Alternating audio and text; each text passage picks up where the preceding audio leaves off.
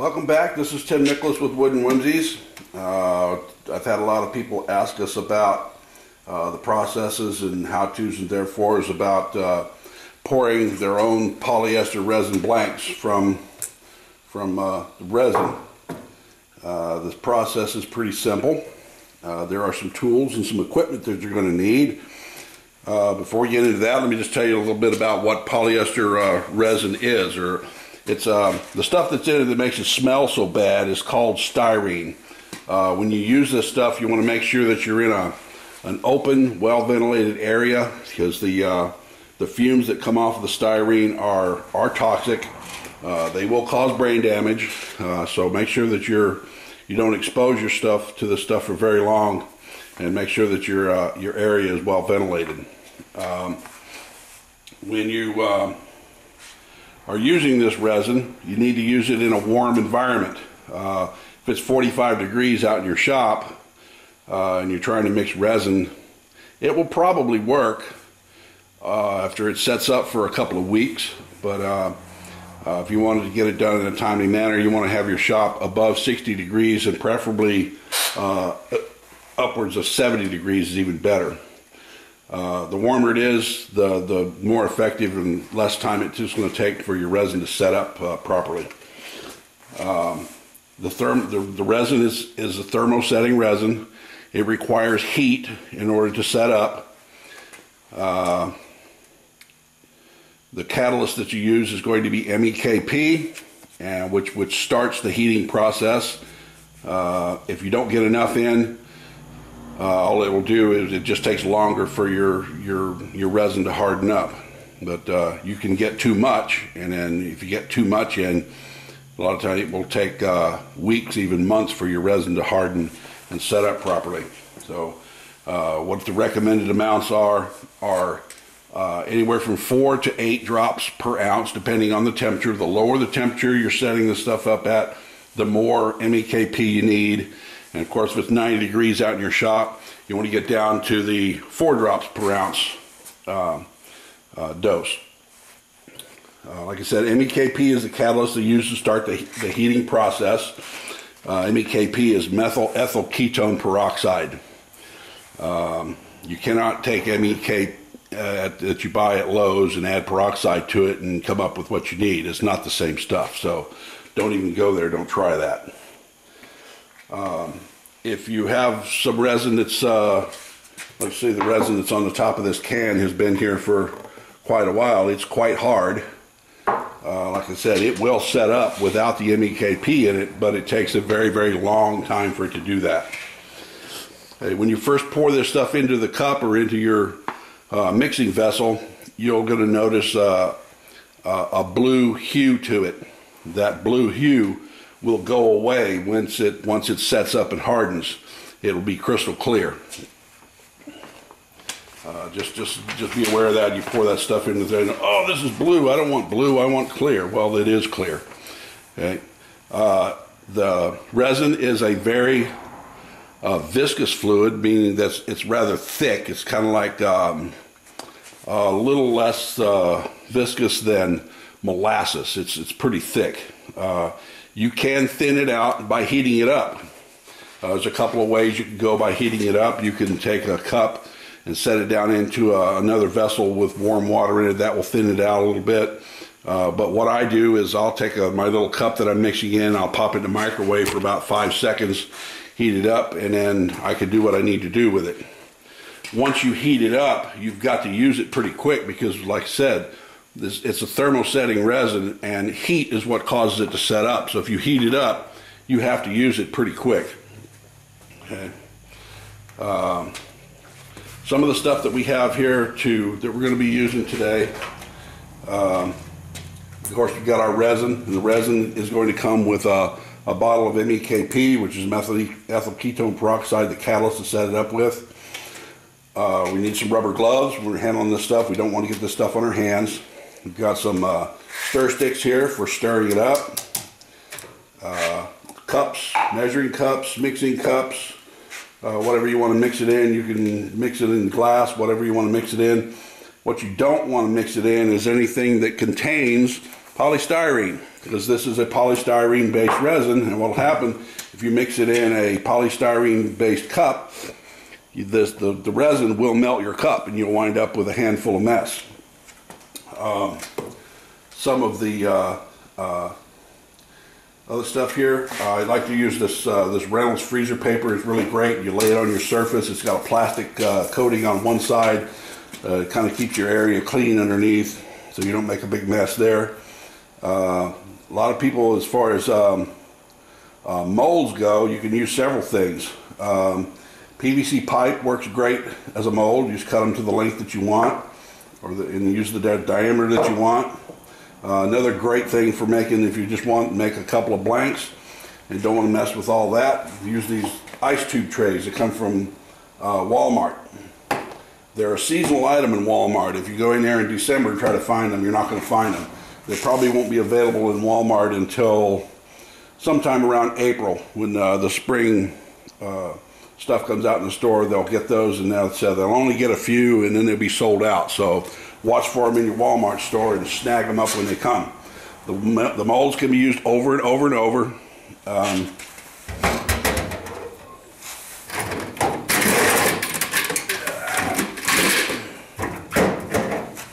You see, we've got a bunch of those all setting up in there. We take little bits of resin that's left over and we do a cast.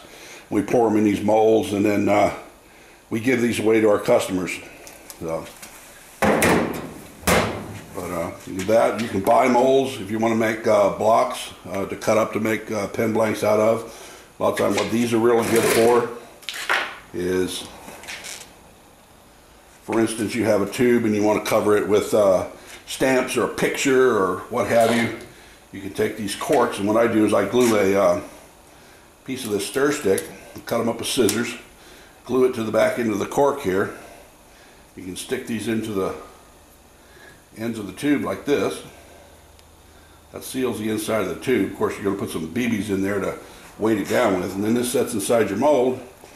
And then when you pour your mold, you're going to do it all in one pour. You don't have to do a pour on the bottom and then set this in there and then do another pour on top. You can do it all in one pour, and it holds it up off the bottom. It's a pretty neat way to do it. Like I said, you need some BBs if you're going to do that. The BBs, or you can use lead shot, what have you. Anything to put inside that tube to weight it down. Because if you don't, when you pour your resin in there, that'll come floating to the top, and we don't want that.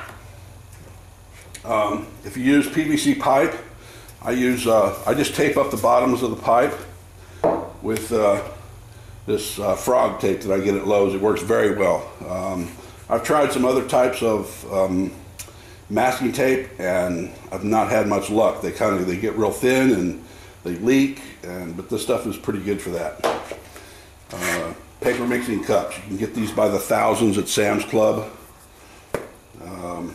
What else do we have here?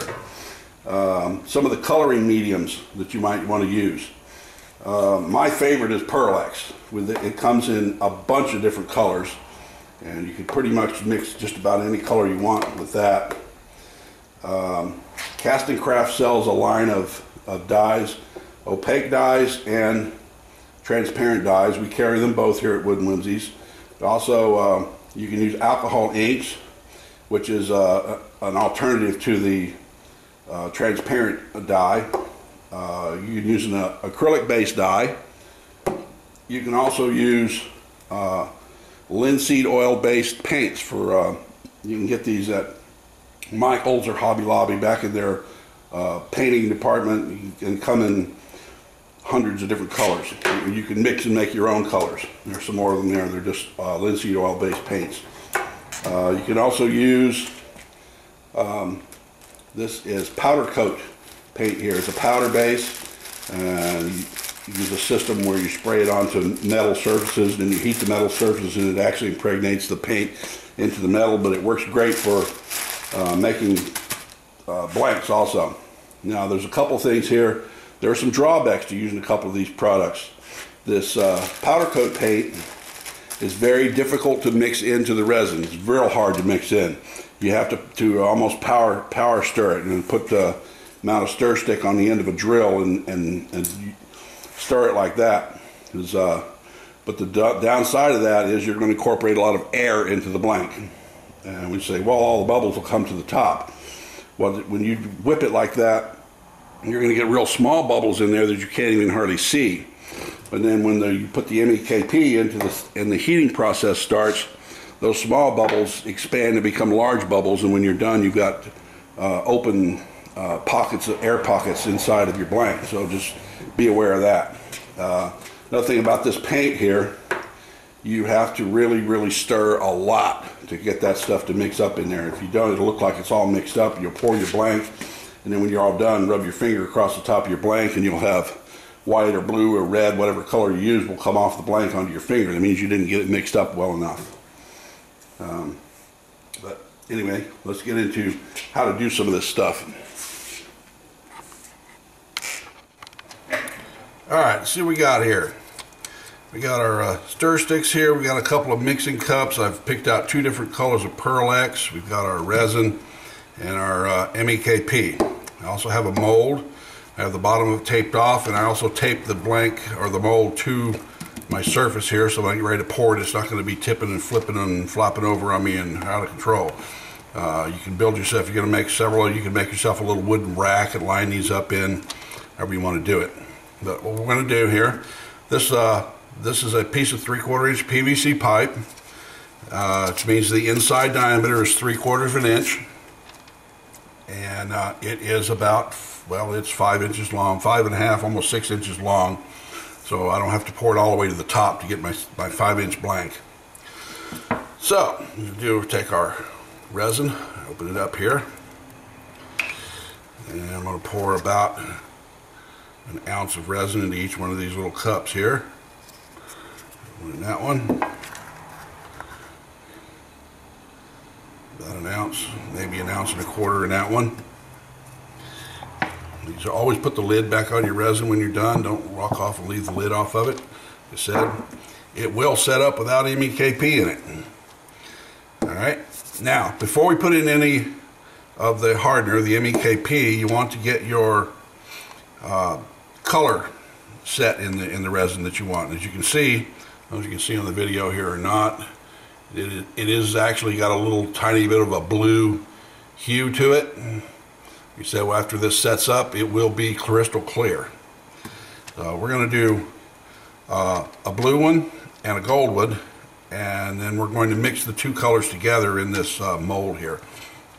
So we're doing a small amount like this. You don't need much. We get a lot of people that'll call us after they buy this Pearl X and call us up and say they only got half of a jar. The product, if you look on the back, it tells you how much is in it. It's got 3/4 ounce. That is by weight and not by volume. So when they pour this, when you get this, some of them have 3/4 of a cup, and or 3/4 of an ounce, and some of them have half an ounce in them. So you may just get a little bit in the bottom of the jar, or you may get half of a jar when you get it. That's what you're supposed to get. You don't get a full jar. It settles. I guarantee when it was packed in a jar, it was a full jar, but the way the stuff settles down and sets in there, it settles out pretty good. So what you want to do is I take a stir stick, or several of them at a time, and I put them on the end of my belt sander and kind of grind off a little point there, which is a little easier for measuring out the MEKP, or the Pearl X than this big fat end. If you use this end here, you're end up getting too much. You can't get too much, but I mean, you're wasting product. You can always put in so much, and it'll only do so much for you. You can put the whole bottle in, it won't make it any darker or change the effect of it. So what I'm going to do, take a little bit. That's about all you need for what we've got right here. Just a little tiny bit there. Pop that in there. Now use that stir stick for the blue. Lid back on so we don't spill it. And we got our gold over here. We're going to pull out about the same amount for the gold. There we go. You see that? Yep. There's our gold. Put our gold stick in there. Doesn't look like much yet, but you'll see when you start stirring this up. The color spreads out pretty fast, pretty even. And this has got a nice pearl color to it. See what we end up getting here. Well, this is actually a duo blue-green. That's why you see the kind of the green hue to it in there as well. Depending on what angle the light hits it, it's blue one way and turns green the other. You scrape the sides real good, scrape across the bottom, get it all mixed up real good. There you go, that's about all we need there. I'm going to mix up the gold. Get it on my stick here. I'm more on the stick than I have in the stuff, so I'm going to stir it in there.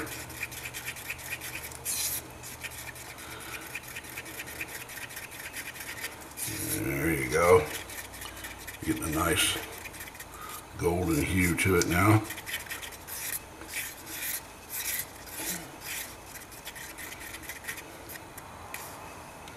That one is a little light, so what I can do is add a little bit more gold to it to give it the more of the pop that I'm looking for. So use the other end of my stick again. Go in and pull out a little more. Dump it in there. You can always put it in, you can't take it out. So when you're mixing colors, keep that in mind. You can always add more stuff to it. You can't take anything out though. Alright, that gives a better, stronger looking color there. What I'm looking for is to get it dark enough so that after I turn my blank, it's not so easy to see the brass tube underneath this stuff. The more you put in, the less likely that's going to happen. But if you'll take a little bit of time and take some acrylic paint and paint your tube, you won't be able to see the tube under this.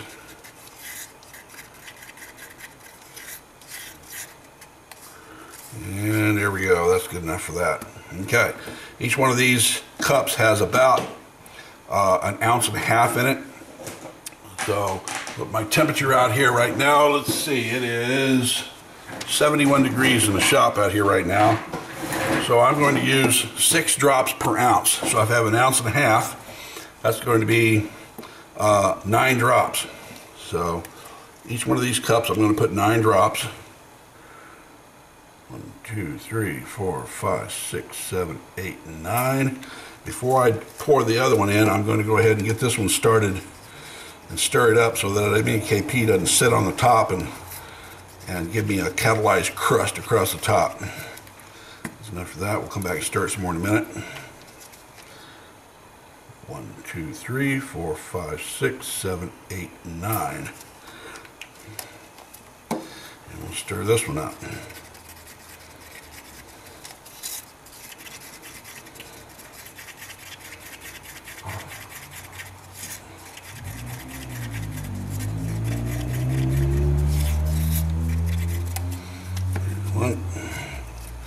Give this one a good stir. Make sure you scrape the sides real good. Scrape across the bottom of your cup. So these little wax-free paper cups that I get in bags of, I don't know, there's got to be 1,000 of these cups in a bag that I get from Sam's Club. They are great for mixing this resin in. When you're done, you just throw them in the trash and you're all finished.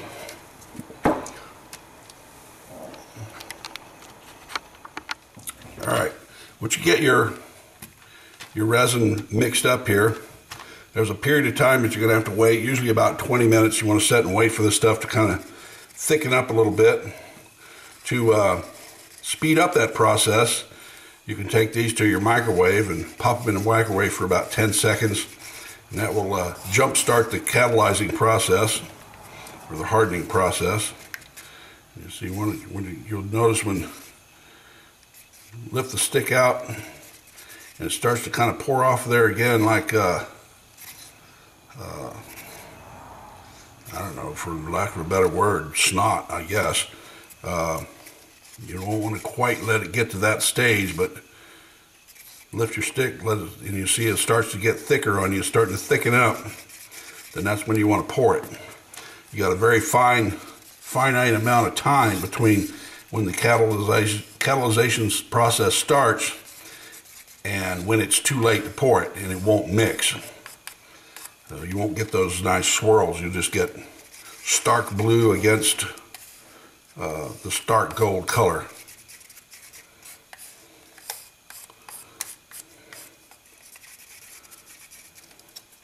Just keep stirring them up.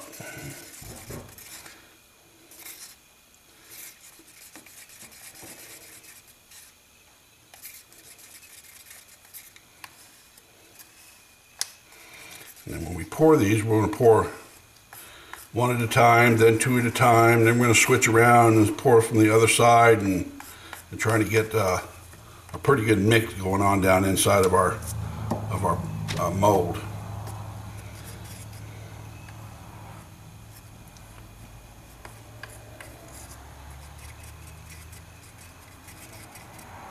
And you'll see what we got when we're all done here. Kind of boring sitting here waiting for this stuff to set up a little bit. I did turn off the camera for a while and let it set for about 17-18 minutes because I didn't want to wait too long, because it can get past the point where you can't see what happened with it.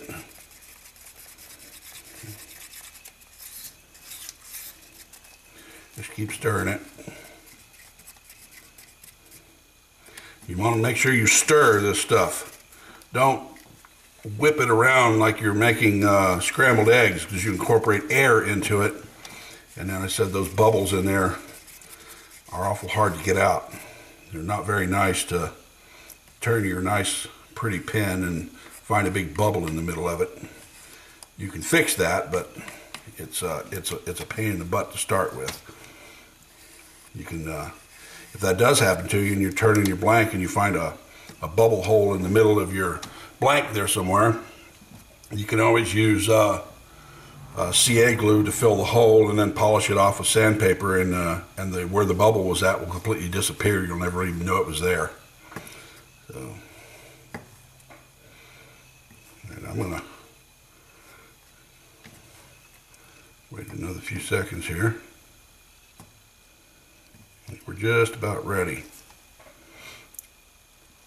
And what we do is we pour this stuff. Like I said, we're going to pour one and then swap over to another one here. So I crease my cups like this, so I give me a nice pouring. And I pour both at the same time and kind of swirl back and forth. Put a little blue in, put a little purple in, gold, a little more blue, a little more gold. Kind of swirl back and forth. Switch hands. Pour one into the other like that, and there we go. We got our blank there. All right. Now I don't waste this excess stuff here.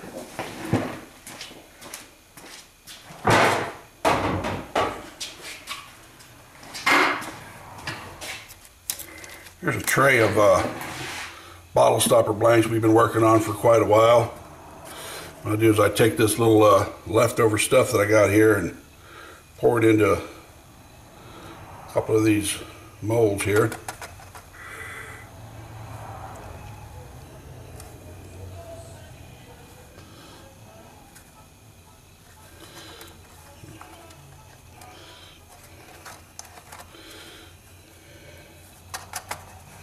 There we go.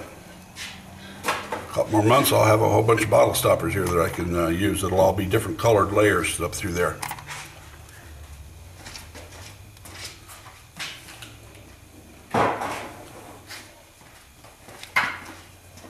Alright, and then now we wait.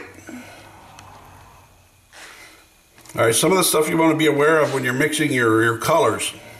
If you use different types of mediums all at the same time, whatever you use in one color, you need to duplicate and use the same, not the same colors, but the same types of product in your other color that you're going to do. If you don't, for instance, if I'm mixing a red and whatever this is here, this rust color here, and this one I want the alcohol ink in one, and I'm going to use this red color in the other. When I mix the two together, what will happen is in my mold, whichever side has the alcohol in it, all of that one color will float to the top, okay, and leave this in the bottom. And then when you pull your blank out, you're going to have, yeah, you have a two-color blank, but it'll be red on the top and purple on the bottom, or whatever you did.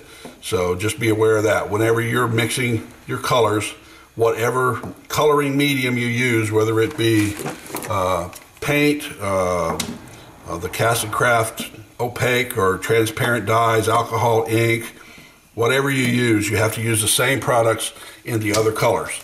Okay, if you don't, the colors will separate and you'll have two different colored blanks on top and a different color on the bottom. So they will not blend together. When you're pouring this stuff, you want to make sure that you do it on a non-raining, relatively low humidity day. If it's raining outside and the humidity is really high, when you pour this stuff, it'll have a tendency to want to take days to set up. Eventually it will set up, but it'll take you quite a while, and you'll be wondering, well, what did I do wrong? You know, well, you really didn't do anything wrong. It's just that's the way nature is. So I like I said, I like to pour my stuff in the shop when it's at least 70 degrees or above inside the shop. If it's below 60, I will not pour. It just takes too long. It's the smell comes off of it for days, and it's just not a good experience. So make sure you get your shop warm. Don't do it when it's raining. Don't whip your resin. You want to stir it. Make sure you scrape the sides of the container to get all the MEKP and everything mixed thoroughly through everything. If you have leftover resin, do not pour it back into the can, because whatever catalyst, you pour that back into that can, and when you go back a week or so later to pick up the can, you're going to have a solid mass inside, set up inside the can, if the can doesn't explode and rupture on you in the meantime. So don't pour used resin that's had an MEKP put in it back into the can. Big time no-no. I was talking about a while ago about making these blanks where you could put, I've seen people put postage stamps on them. What's really popular right now, especially with the family, is to take a picture of your daughter, granddaughter, niece, whoever, make a copy of that picture on an inkjet printer, and make the copy small enough so that it wraps around this exactly. And then what you want to do is take these corks here and put one side inside of the end of the blank like that. And you take your BBs or your shot, take a few of these BBs and drop them down inside the blank. It doesn't take a whole lot. They go everywhere. And then, like I said, what I do is I glue pieces of wood to the ends of these corks. The corks, these rubber stoppers can be used over and over several times. But if you're using a wooden cork, it's a one-shot deal with this resin. You cut it off, pop it out of the blank, and use a new one next time around. But I'll line these things up to where I try to make a little platform for them to stand on. And then when I set it down in my mold, like I said, I could put several of them across there, or just use a smaller mold. Or if I want to, if it's the only mold I have and I just got this one blank to do, what I can do is take a block of wood and put it inside the mold here and strap it down with a rubber band, and then just pour this little bit of resin that I have on the other end here. Just want to make sure that you seal the ends of the cavity that you're doing, so that your resin doesn't run out up underneath and you end up with a short side here. But we sell these molds in bunches of different sizes, so I'm sure you can find a size that'll work for you. But you just set that in there like that, and then mix up your resin and pour it in there. You say, well, how much resin do I need? Well, a good way to do that, to guesstimate how much you need, is to take this mold and fill it with water, and then take yourself a little measuring cup here, pour the water off into the measuring cup, and then you can see on the side of the measuring cup here how much water or how much resin that you need. So you pour out the water, you fill it up with resin, stir it up, and then you've got just the amount you need to fill your mold without wasting any. So just a little tip and trick there. All right, it's been a couple of hours since we set our blank up here. Let's take it apart here and get the tape off of it. Take the tape off the bottom of the blank here.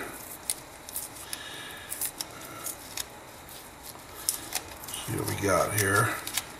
Should be able to just give it a push. There it is. It slides right out. There's kind of what the outside of our blank looks like at this time. When we turn it, it's going to look a little bit different on the inside. So I think we'll do it this time right now. We'll give this a spin on the lathe and see what we got on the inside. All right, let's give this. Got this thing mounted on our lathe here. I'm just going to turn it between centers here real quick. See what we got. Speed up our lathe a little bit. Now let's take a bite of it and see what we can get out of it here.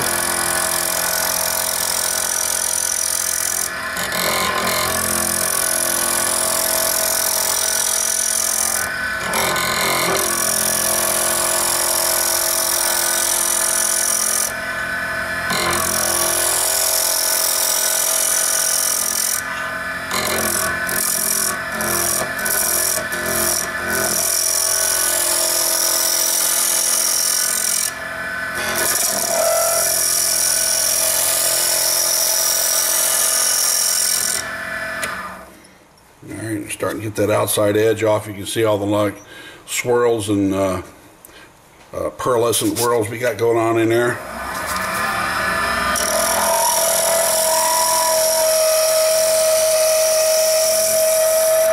That doesn't sound good.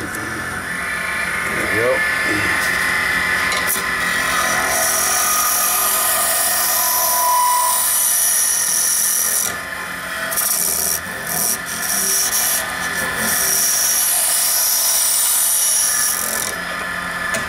All right, as you can see,